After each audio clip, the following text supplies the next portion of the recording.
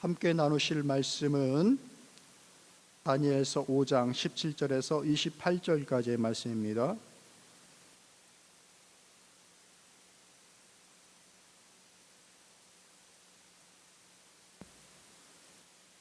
다니엘서 5장 17절에서 28절까지의 말씀, 긴 구절인데요. 우리 같이 교독하도록 하겠습니다. 교독합니다.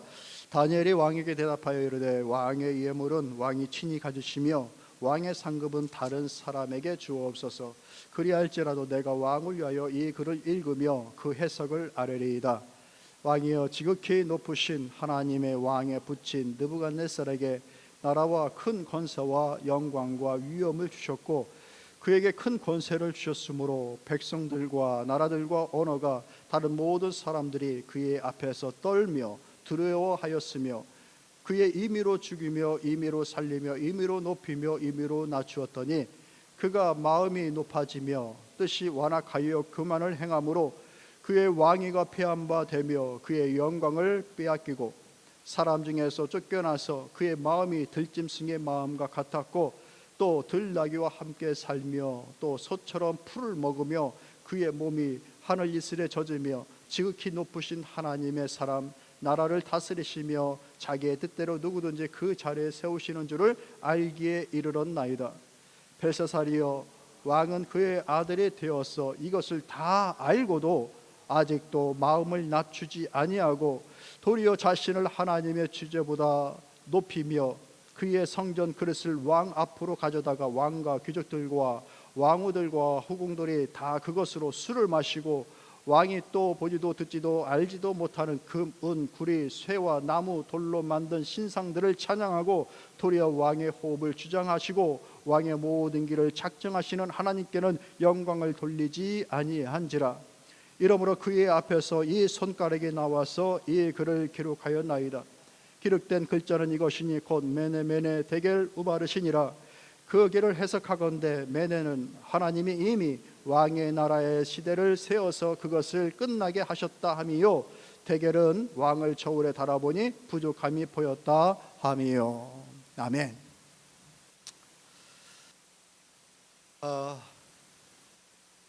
지난주 초에 아직 6월달임에도 불구하고 너무 더워가지고 고생하셨었는데 다들 다 살아남으셨네요. 특별히 냉방장치가 없는 시애틀이다 보니까 익숙하지 않다 보니 그 이상기온을 겪으면서 더 힘들고 더 어려웠던 것 같아요. 뭐 한쪽이라도 에어컨이 설치되어 있던 분들은 잘 견디셨을 텐데 우리 성도님 중에는 비즈니스에 에어컨도 설치가 안 돼 있는 곳에서 그릴도 하시고 하시는 분들이 있는데 그분들 생각하니까 더워도 덥다고는 말을 못 하겠는데 그래도 덥긴 덥더라고요. 온 집안이 뜨거워서 어디 피할 수가 없어요.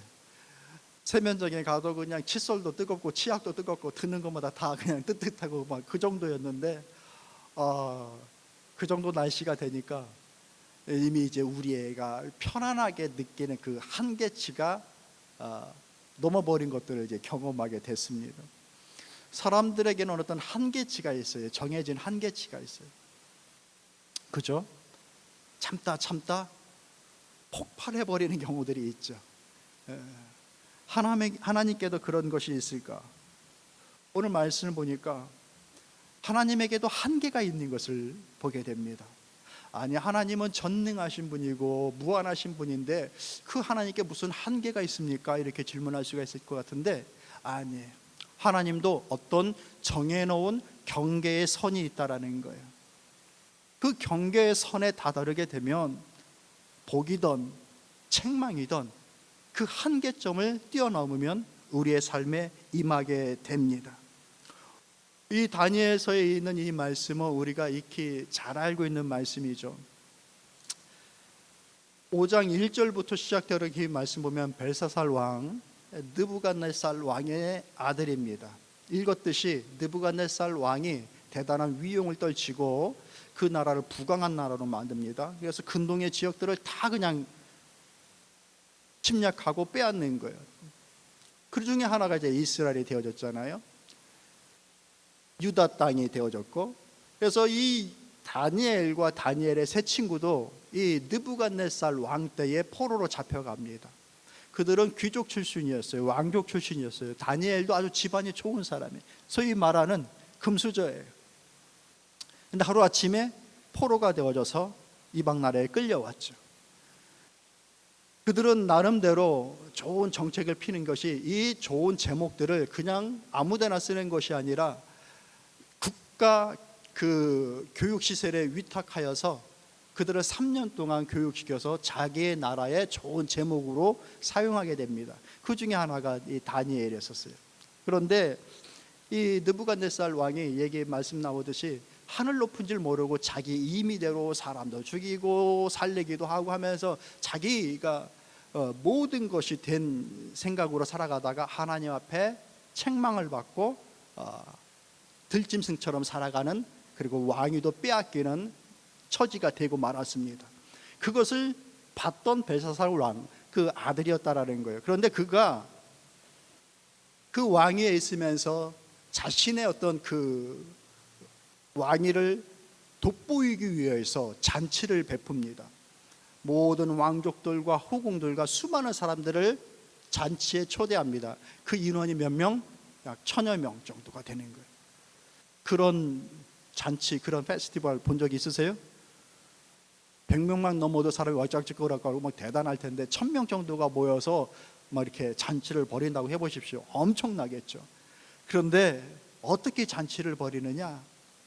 이스라엘을 침략하여서 그 성전 안에 있던 모든 성내에 지탱해야 되는 모든 성물들도 다 빼앗았거든요. 그런데 하나님을 찬양하는 데 썼던 성물들을 그 잔치 자리에 다 가져가서 거기에다 술을 따르고 음식을 거기다 해놓고 그것을 가지고서 마시면서 지들끼리 즐거워하고 막 노는 일이 벌어집니다. 그러면서 알지도 못하는 금으로 동으로 은으로 나무로 쇠로 만든 알지도 못하는 신들은 찬양하고 좋아하면서 정작 여호와 하나님, 자신들이 그렇게 조롱하고 있는 그 하나님에 대해서 전혀 개의치 않는 그런 행태를 보이게 됩니다.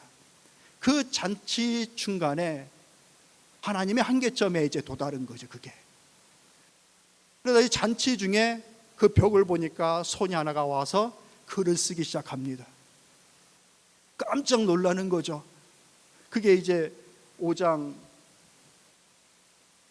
9절부터 나오는데, 벨사살 왕이 자기 좋다고 즐겁게 잔치를 벌이고 있다가 정말 기이한 그 광경을 본 거예요. 너무 두렵겠죠. 갑자기 막 손 같은 게 나와가지고 자기는 해석할 수 없고 알아들을 수 없는 글이 막 벽에 써여지는 거예요. 그 광경을 보고 넓적다리가 후들 이렇게 떨렸다고 얘기를 해요. 그래서 주저앉아 버렸다고 얘기합니다. 그런 경험 해본 적 있어요? 막 무서우면 힘이 쫙 빠집니다.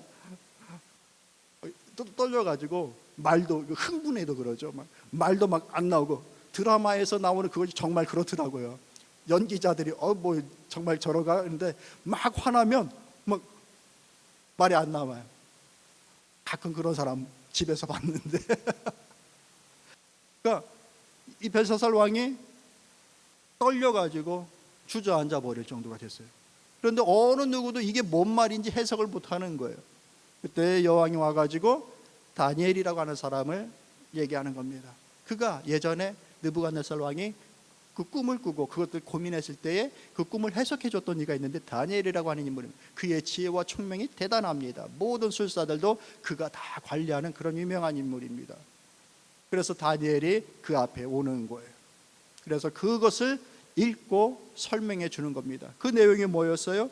메네라는 것은, 왕이여, 당신의 아버지가 그렇게 위용을 떨치고 그 교만을 부리다가 그렇게 들짐승처럼 되어진 꼴을 보고서도 하나님을 두려워할 줄 모르고 그러다가 이렇게 하나님을 욕보이며 잔치를 피더니, 지금 이 말은 메네메네 데베 우바르시라고 하는 것은 하나님이 재어보고 하나님이 달아보니 그 모든 것에서 부족하여 당신의 나라를 이제 빼앗기게 되어지고 하나님이 당신을 심판한다라는 그 내용입니다 라고 얘기를 해줍니다. 실제로 이 얘기를 통하여서 그날 메대의 다리오 왕이 그 성에 침략하여서 들어와서 이 벨사살 왕이 죽임을 당하게 되옵니다. 그날에. 이것이 이제 오늘 나와 있는 스토리이고 본문인 거예요. 이 말씀 속에는 이 사건 하나로 머무르는 것이 아니라 대단히 중요하고 또 무서운 하나의 어떤 그 영적인 내용이 있는 것입니다. 뭔가 하나님께서 정하신 그 한계가 우리 사람의 운명을 좌우한다라는 겁니다. 그 한계선에 섰을 때에 어떤 것은 하나님으로부터 오는 특별한 은혜가 있는 것이고, 사람이 감당할 수 없는 재앙과 무서움이 그 하나님의 한계점에 도달했을 때에 인생들에게 오게 되는 거예요. 그것은 대단히 무거운 것이고 무서운 겁니다. 우리는 여기 왕이에요. 지금 왕인데 조그만 나라의 왕이 아니라 그 근동 지역을 다 다스리고 있는 그런 막강한 나라의 왕입니다. 그런 왕이라 할지라도 하나님의 한계점에 도달했을 때에 그는 심판을 받고 죽임을 당하는 그런 결과를 맞고 말았습니다. 그렇기 때문에 이 말씀 속에서 오늘 우리의 살아가는 삶에 이것이 내게 주는 교훈이 무엇인지 깊이 생각하고 깨닫는 그런 은혜가 있기를 원합니다. 먼저 우리가 알아야 될 것은 무엇인가? 하나님의 심판의 경계가 있다라는 거예요. 따라 볼까요? 하나님의 심판의 경계가 있습니다. 예수 그리스도의 제자들인 사도들은 예수 그리스도의 풍성한 은혜와 사랑에 대하여서 늘 강조하고 그것을 복음 전파하는 데 온 힘을 기울였습니다. 예수님의 사랑, 풍성한 은혜를 늘 전달했죠. 그러함에도 불구하고 그들 신앙 속에 잊혀지지 않고 내려놓지 않는 하나의 중요한 내용이 있었는데 무엇이냐면은 예수 그리스도의 심판의 날이 있다라는 것, 그것을 잊지 않았습니다. 그것을 늘 고백하며 살았습니다. 그렇기 때문에 그것이 사도들의 신앙 고백 속에 나오는 거예요. 우리도 예배 때마다 사도신경, 사도들이 한 신앙의 고백을 합니다. 맞죠? 그 사도들의 신앙의 고백인 거예요. 그 중에 무엇이 있어요? 하늘으로서 하나님 우편에 앉아 계시다가 그 하늘로부터 저리로서 산자와 죽은 자를 어떻게 하시러 오시리라? 심판하시러 오시리라. 하나님께서 분명히 우리에게 대하여, 우리의 인생에 대하여 심판하러 이 땅에 오실 거란 얘기예요. 여러분, 이것을 믿는 것도 우리 신앙의 가장 중요한 부분 중에 하나입니다. 하나님의 심판이 있다. 우리가 어떻게 살아가는지에 대해서, 우리의 마음과 우리의 삶에 대해서 다 살피시는 이가 있다. 다니엘서 10장의 말씀 보면, 10장 6절의 말씀 보면 그 하나님의 형상에 대해서 표현하여 묘사에 대해 나온 환상이 나오는데, 그 중에 하나가 뭐냐면 횃불 같은 하나님의 눈, 불꽃 같은 하나님의 눈에 대해서 얘기해 주고 있어요. 하나님의 눈이 어두운 눈이 아니에요. 어두워서 못 보는 눈이 아니라 밝히 바라보시는 눈이에요. 그러기에 시편 139편 1절에서 4절까지의 말씀 보면 이렇게 얘기합니다. 여호와여, 주께서 나를 살펴보셨으므로 나를 아시나이다. 주께서 내가 앉고 일어섬을 아시고 멀리서도 나의 생각을 밝히 아시오며 나의 모든 길과 내가 눕는 것을 살펴보셨으니 나의 모든 행위를 익히 아시오니 여호와여, 내 혀의 말을 알지 못하시는 것이 하나도 없습니다. 하나님이 다 아신다는 얘기예요. 믿으십니까? 고린도후서의 말씀 보면, 고린도후서 1장의 말씀 보면 우리의 인생을 묘사했는데 그 인생을 뭐라고 얘기하면 장막, 텐트라고 얘기를 합니다. 그리고 나니 우리가 죽고 난 이후에 영원한 곳에 가게 되어지는데 그곳에 우리의 집이 있다고 얘기를 합니다. 홈은 거기에 있고 우리는 텐트 속에 살고 있다. 이 세상의 삶은 텐트의 삶이고 우리가 죽어가고 난 이후의 삶이 우리의 홈이다라고 얘기를 합니다. 그러게 히브리서의 말씀은 이 세상은 내 집이 아니라 영원한 집이 하나님 앞에 있다라고 가르쳐주고 있어요. 텐트 같은 이 세상을 살아가는 것, 그 모든 것들이 후에 하나님 앞에 섰을 때 우리의 삶의 모습, 우리가 있어야 될 그 모든 것들을 결정하고 또 우리의 길을 인도한다는 것을 여러분들 깊이 깨닫고 헤아리시고 또 생각하며 살아갈 수 있기를 바랍니다. 그러니 늘 우리는 하나님의 심판, 하나님의 판단이 있다는 것을 기억하면서 살아가야 돼요. 오늘 우리의 믿음의 삶도 역시 마찬가지예요. 하나님의 판단이 있다는 것을 기억하면서 믿음 생활해야 되는 겁니다. 하나님은 눈에 잘 보이지 않죠? 아니요, 눈에 안 보이시죠. 그러니까 하나님의 이 판단이라는 것을 우리가 생각하지 못할 때가 너무나 많아요. 눈에 보이는 사람의 판단은 중요하게 여기는데 그 정작 하나님의 판단의 기준에 대해서는 전혀 생각하지 못할 때가 있습니다. 예배를 드리고 하나님을 섬기고 교회를 섬겨나가는 그 모든 일에 있어서 사람의 눈은 의식하는데 하나님의 판단은 의식할 줄 모르고 살아가는 거예요. 여러분, 이건 문제입니다. 무서운 거예요. 하나님께서 내가 행하는 이것을 어떻게 판단하실까? 어떻게 생각하실까? 이것을 생각하며 신앙생활하는 겁니다. 이렇게 생각하며 교회 생활하는 겁니다. 사람에게는 우리가 어떻게 잘 꾸며진 것을 통해서 칭찬도 받을 수 있고, 또 사람에게는 어떻게 잘 속여서 책망도 면할 수가 있어요. 그러나 하나님 앞에서는 꾸며서 칭찬받을 수 없고 속여서 책망을 면할 수도 없어요. 그러니 우리는 늘 이 하나님 앞에 하나님이 판단하시고 하나님이 이 모든 것들을 결정하실 것이다 라고 하는 그 마음을 가지십시오. 하나님 우리의 연약함을 아셔요. 힘이 닿지 않는 것들에 대하여서 하나님은 우리를 불쌍히 여기실 겁니다. 그런데 우리의 힘이 닿음에도 불구하고 마음이 없고 생각함이 없어서 하나님의 일을 하지 않는다고 한다면 그건 하나님의 판단의 기준 속에 걸릴 겁니다. 그건 무서운 얘기인 거예요. 다른 한편으로 그러기 때문에 우리는 사람이 몰라줘도 하나님이 알아준다라고 하는 것을 믿고 살아가는 거예요. 우리는 그것을 보며 가는 겁니다. 목사님, 맞아요? 사람이 몰라줘도 하나님이 알아주신다. 그러니 우리는 하나님 의지할 수 있는 거예요. 힘을 낼 수 있는 거예요. 사람은 덮어놓을 수 있어도 하나님께는 안 된다. 그러니 우리는 겸손할 수 있는 거예요. 분명 하나님의 이 보이지 않는 하나님의 판단과 기준을 따라 살아간다는 것은 쉬운 일은 아닐 겁니다. 그럼에도 불구하고 우리는 그것을 늘 염두에 두고 우리의 신앙생활을 해야 돼요. 하나님이 보고 계신다. 하나님이 알고 있다. 이것을 늘 염두하고 살아가야 됩니다. 그렇기 때문에 하나님이 심판하신다라고 말씀에서 딱 주고 있는 거예요. 기억나는 아이들이 있어요. 예전에 교회에서 본 아이인데 조그만 아이들이에요. 형과 동생인데 형은 아마 초등학교 1, 2학년 된 것 같고 아이는 동생은 5, 6살 된 것 같아요. 교회에 왔는데 동생이 막 찡얼찡얼대고 막 그 형 마음에 들지 않게 했나 봐요.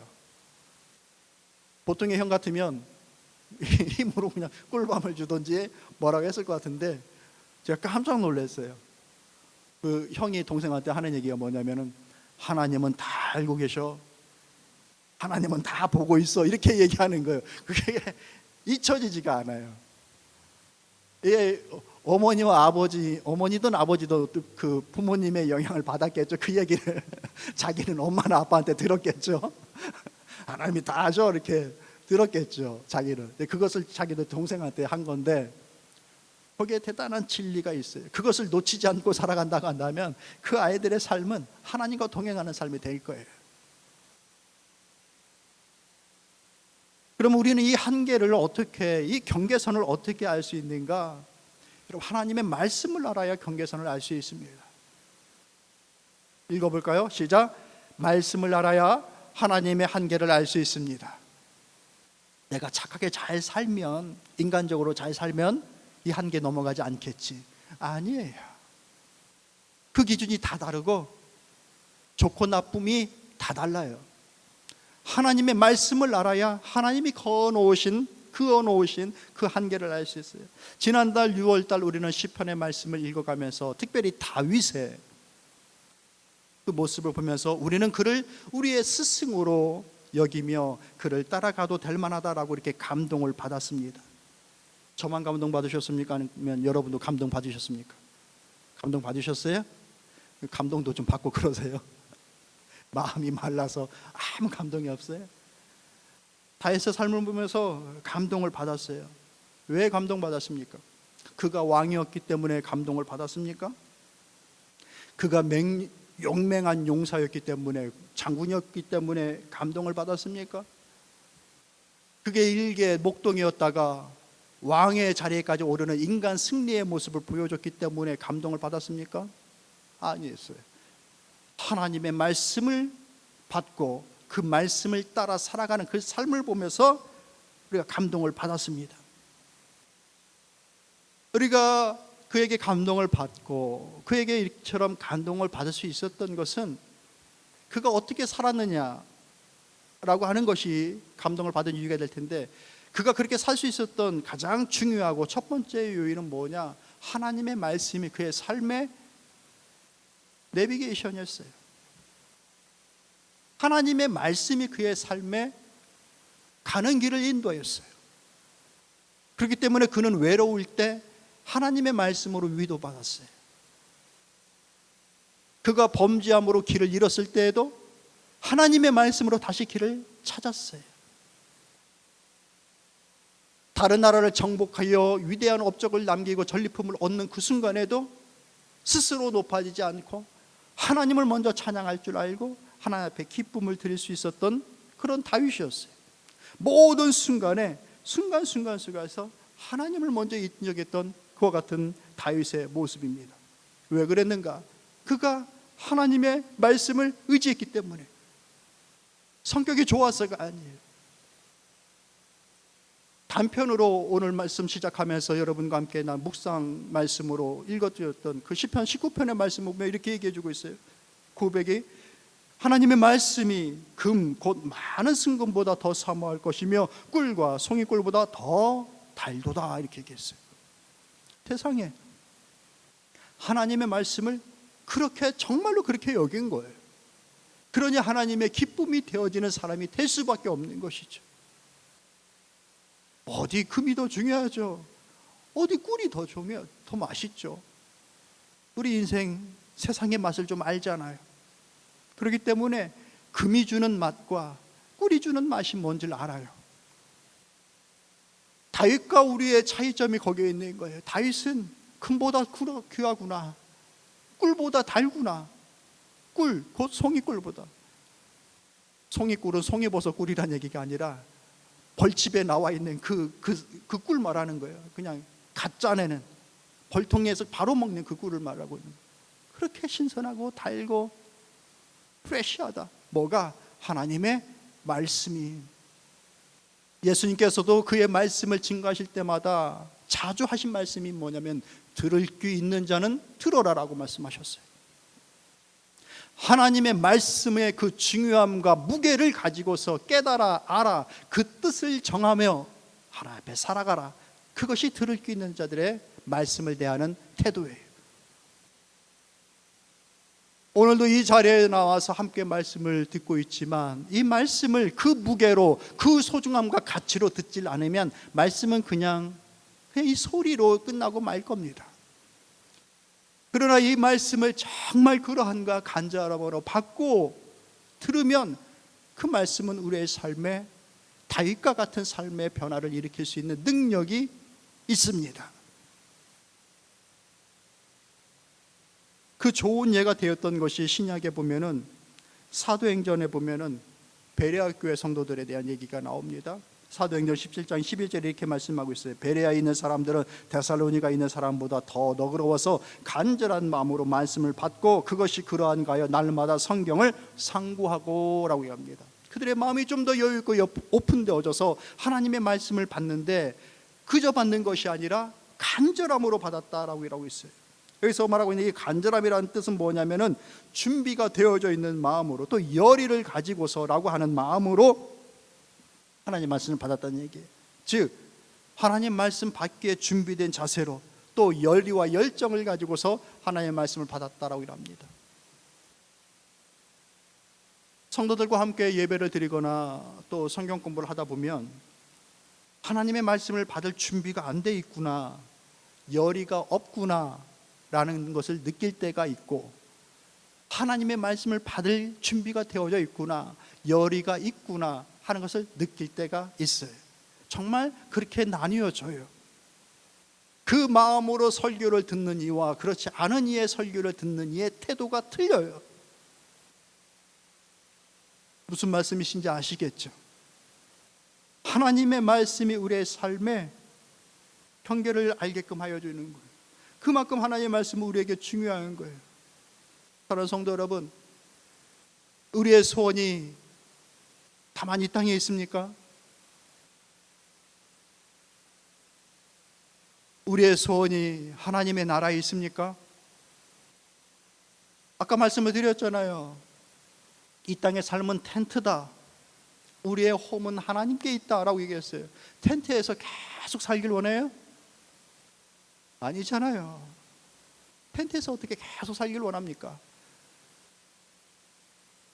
집이 없어서 잠깐 떠나 있는 상황에서 텐트에서 생활한다면 그거 감사한 줄 알고 그냥 지내야 될 때가 있긴 해요. 그렇지만 계속해서 텐트에 사는 건 아니죠.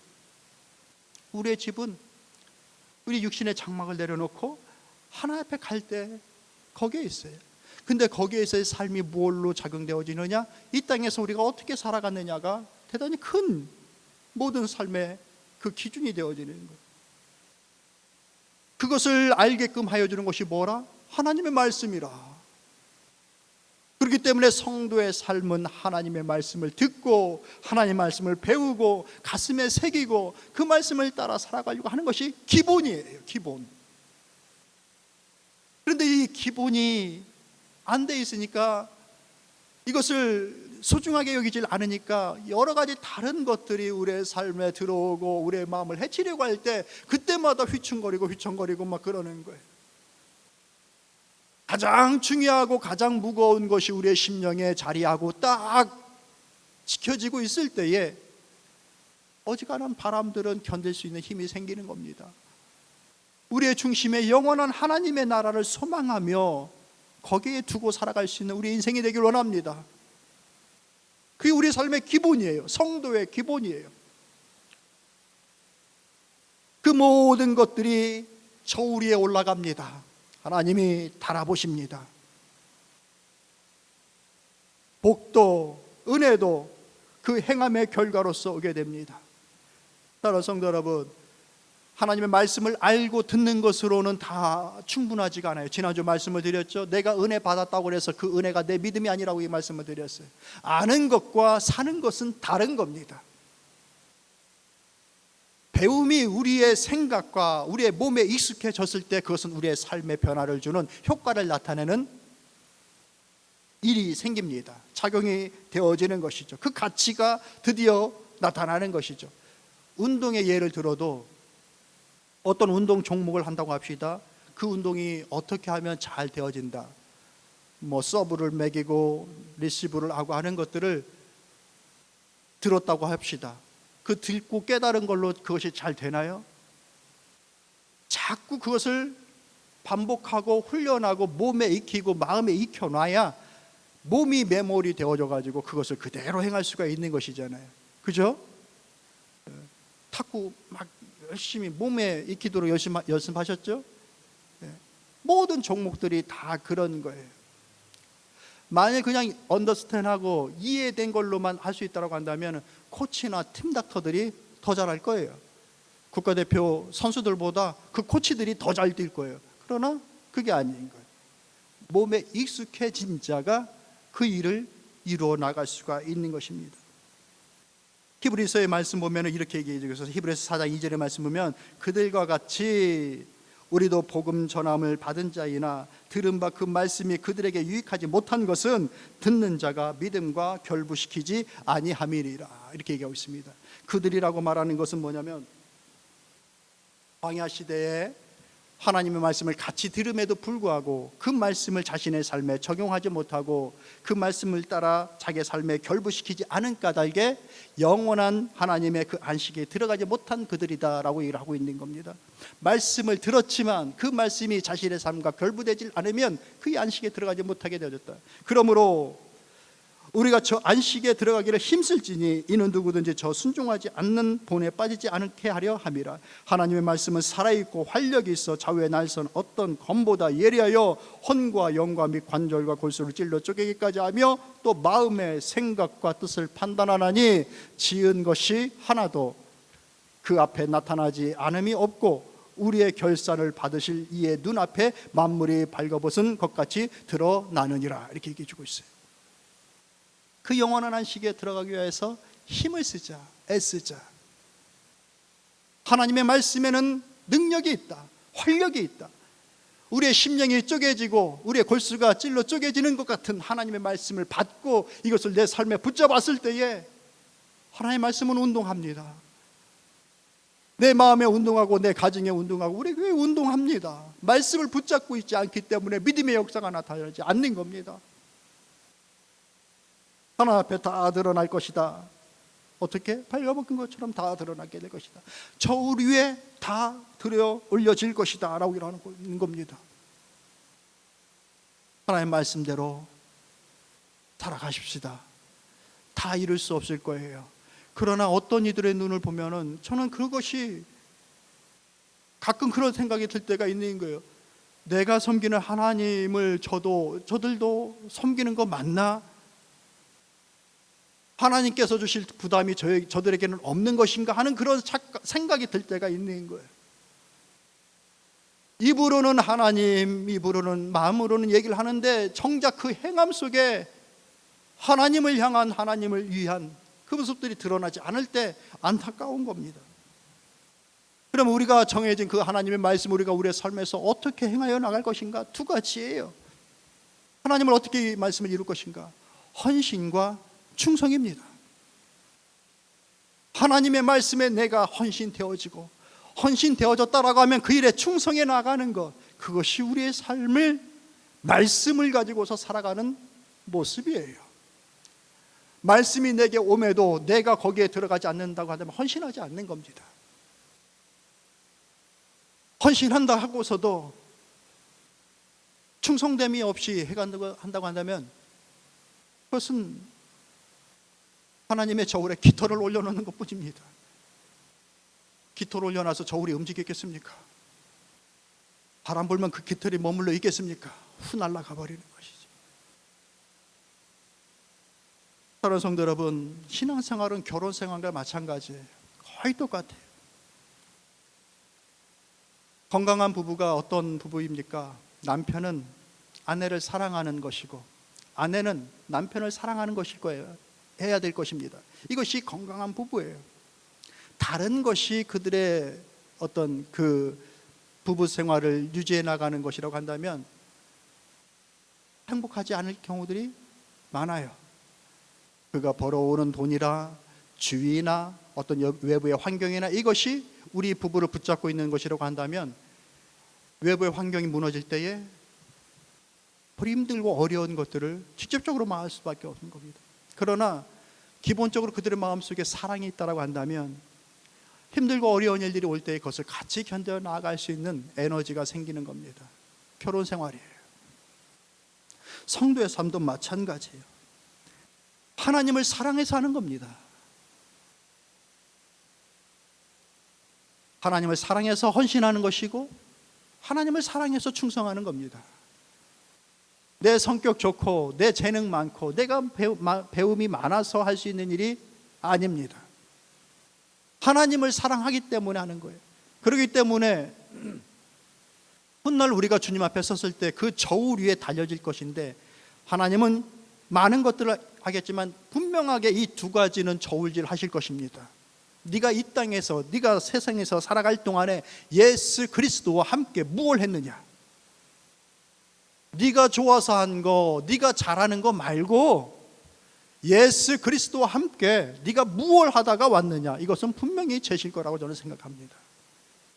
두 번째, 내가 너에게 준 재능, 그 달란트를 가지고서 넌 무엇을 했느냐? 이 두 가지는 꼭 재보실 거라고 생각해요. 예수님을 위해서 내가 무엇을 헌신하는가? 예수님의 나라를 위하여서, 예수님의 교회를 위하여서 내가 무엇을 헌신하고 충성하는가? 하나님께서 내게 준 재능과 달란트를 가지고서 이웃과 가족과 교회를 위해서 내가 무엇을 헌신했고 무엇을 충성했는가, 하나님 재보실 거예요. 믿으십니까? 하나님 재보실 거예요. 그것을 가지고 살아가는 겁니다. 말씀을 정리하도록 하겠습니다. 심판과 복에 대한 하나님의 잣대와 저울질이 있다는 것을 믿고 살아가는 그 심판과 마지막 날의 그 경계선에 대해서 그것이 있다라고 믿고 살아가는 믿음이 우리에게 중요합니다. 그냥 막 살아간다고 해서 신앙생활이 아닌 거예요. 우리는 그것을 생각하는 겁니다. 그러니 가능하면 우리는 은혜의 저울 쪽에 우리의 삶의 무게가 올려지도록 늘 그것을 염두하고 생각하고 싸우며 살아가는 겁니다. 그런 의미로서 하나님께서 무엇을 기쁘게 여기시고 믿음으로 여기시는지 하나님의 말씀을 통해서 자꾸 발견하셔야 됩니다. 말씀이 그래서 우리 신앙생활의 기본인 거예요. 형별의 무게가 올라가는 것들이 보여지고 느껴지고 행하였다라고 한다면 끝없이 회개하며 나갑시다. 그것은 아주 간단해요. 하나님의 죄의 형벌의 무게, 책망의 무게가 올려진 것을 본인이 알게 되면 하나님 용서해 주세요. 하나님 붙잡아 주세요.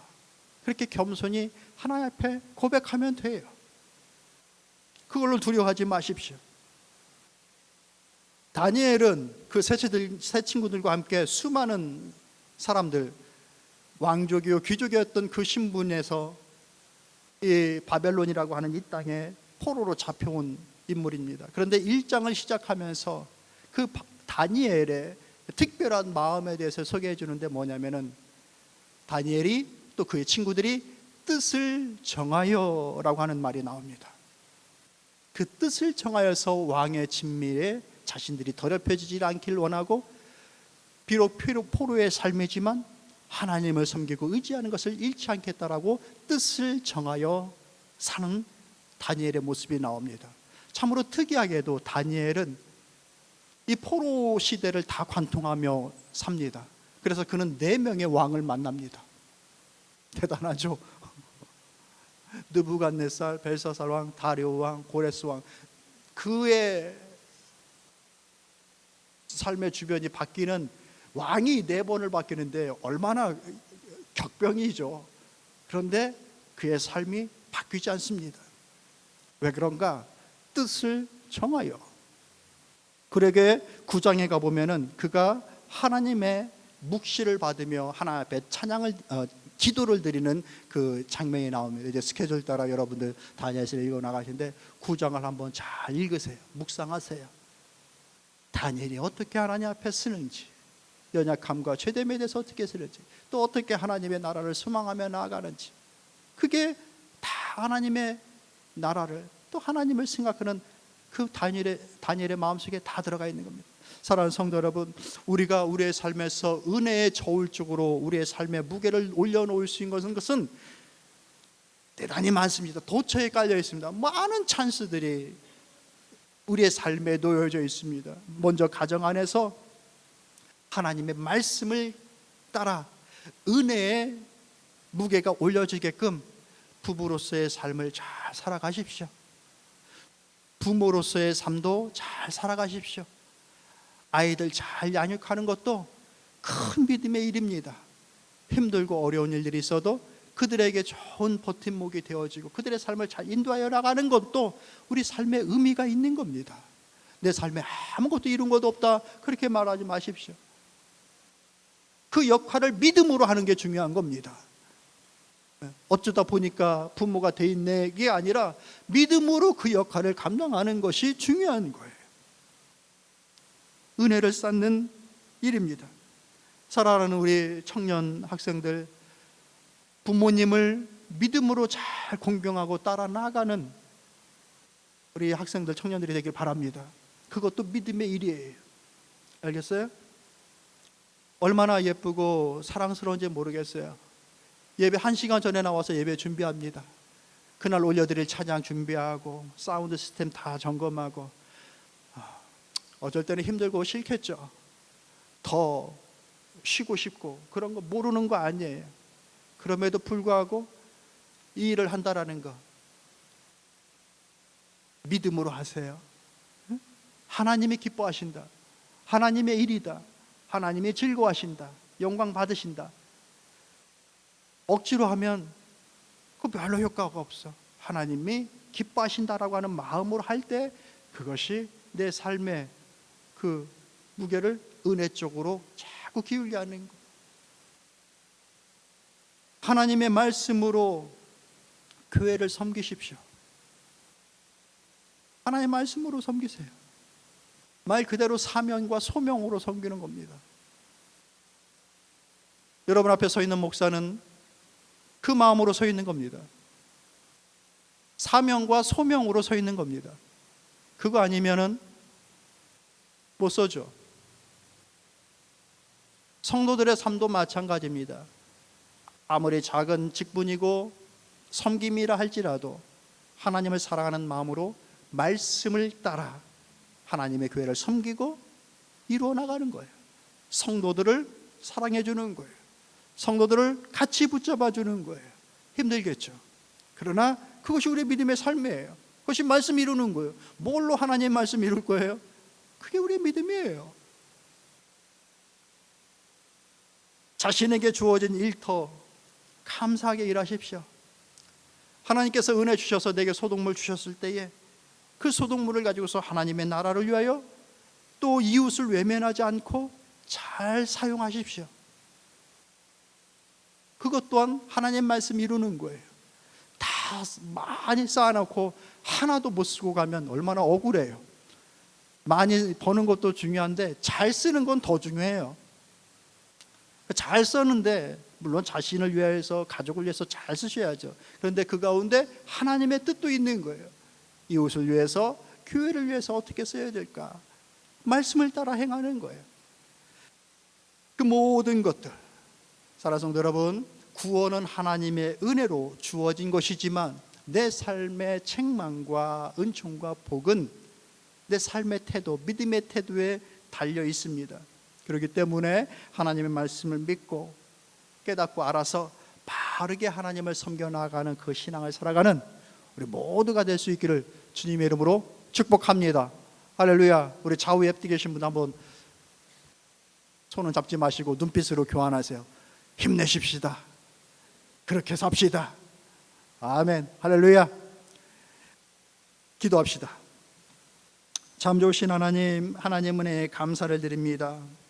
아버지 하나님, 우리의 믿음의 삶이 은혜의 무게를 더하는 그 신앙의 삶을 살길 원합니다. 결국 우리는 하나님의 저울 위에 올라설 터인데 그 한계에 도달을 터인데 우리의 무게의 추가 복의 추요 또 은혜의 추에 늘려질 수 있는 그 지혜로움과 순전한 믿음이 되길 원하오니 오늘 그와 같은 마음으로 예배를 드리는 우리 사랑하는 성도들의 삶 속에 그와 같은 은총이 풍성하도록 하나님 역사하여 주옵소서. 감사드리고 예수님의 이름으로 기도하옵나이다.